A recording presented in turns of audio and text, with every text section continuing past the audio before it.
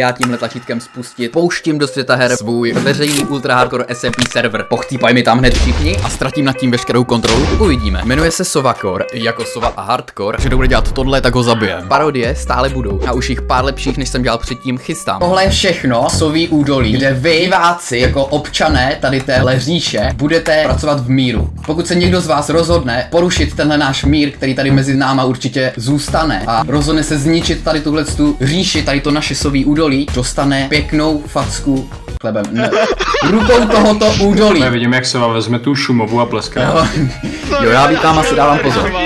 Nesmíte ani zabíjet ostatní. Neházejte chleby. No, takže žádné vraždění, jo. Kdo odteď se rozhodne bojkotovat server, já, vůdce Soví hlídky, ho musím zabít. Vypleskat. Zatím tady panuje mír, to je hardcore, takže pokud někdo z vás umře, už se nerespawnete, budete mrtví. Tady prostě někdo ve 2 ráno nepřišel všechno zničit, tak právě proto omezíme server časově a můžete se sem připojit od 16 do 19 a potom od 20 do 23. A tohle omezení bychom nemohli udělat bez našeho skvělého hostingu Bedkoru za poskytnutí několika serverů pro tenhle projekt. Jo, já už bych šel hrát, co vy na to? Ano. Taky jsou. Jo.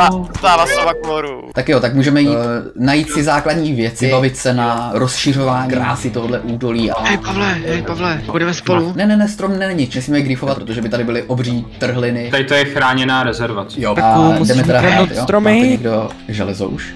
Ne, já nemám ani hang. Já mám půl staku dřeva. Jako hoši. Máme spolupracovat. Všichni dohromady, nedělat žádné skupinky. Mám úplný bordel tady v tomhle tom. Předpokládám, že 20 lidí tady tak po prvním videu bude, takže aktivně průměrný. to není zase takový stres, ale pokud někdo zaútočí na to Soví údolí, rozhodne se jakože griefovat, bude docela velký stres. Máš dolů schody. Jo, děkuju. Jdeme jolou dolů, tam je voda. Jestli chcípnete, tak jako já vás neoživím. Jestli dneska někdo chcípne, tak to bude jakože dobrý pro content, ale špatný pro něj, že jo. A je, tady nějaké bludiště. Že tady nebude třeba creeper někde v rohu. A když tak Ty vole, další ty jo.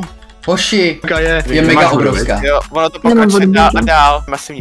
Ano, podařilo se nám ze startu najít takhle velkou kejvku, což nevím, jestli je úplně dobře, protože až sem přijdou hráči, tak tady budou mít všichni úplně všechno. Půl hápka, kdo má půl hápka? Jo. Já. Redmu. Víčka po mě hodila Ta víčka se může despawnout.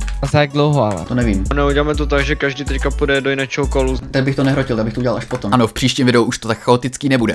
Vidím Kiesovo. Hele, ale jakoby v tom PvPčku, třeba když se borci odpojí, tak to je docela blbý, ne? Tak jako, že si na ní počkáš, že jo? No, jako, ale on se může připojit za hodinu. Jako když hodinu čekat. Hlavně buďte uvědoměni s tím, co dokážete, jo? Protože když se rozhodnete jít prostě někam do rizika. No, protože tady už to je docela rizikový, jako nechci říct. My už jsme u Bedrocku. No, tak to se trochu překopali. Hej, já se bojím, tady bude Varden někde. Jo, na Vardena si dávajte pozor, protože na nějakou challenge na nějaký event bych to dal. Jako zabiješ Sovu, tak v podstatě to skončilo všechno, že? Protože on je tady hlavní jako propagátor. Creeper! Já si chcípnu, bude to těžký, no. Já teďka musím mít dělat nějaké povinnosti. I když kámoš musel jít, já měl aspoň štěstí, že jsem se nevykopal v hoře. Všechno si to ukryl. Hlomeno mi odchází. Yes, už jsem nahoře. Máte teda všechny potřebné věci. Mám 12 diamantů. Nether a End odblokuju, až budu točit video tím, že půjdeme do Netheru. Budeme prostě všichni společně zabíjet draka, všichni společně. A já si z tohohle můžu dělat takovou menší sérii. Můžeš si z tohle udělat sérii, ano, dokud neumřeš. Je to jenom na tobě, mám ten glow ink, takže můžu obarvit cedulku, myslím.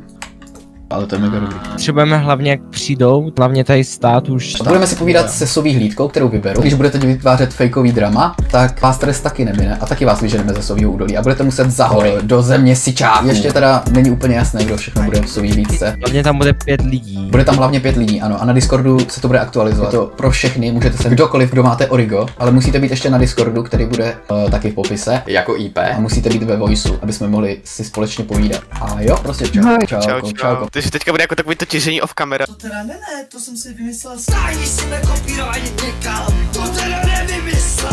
Stáhni si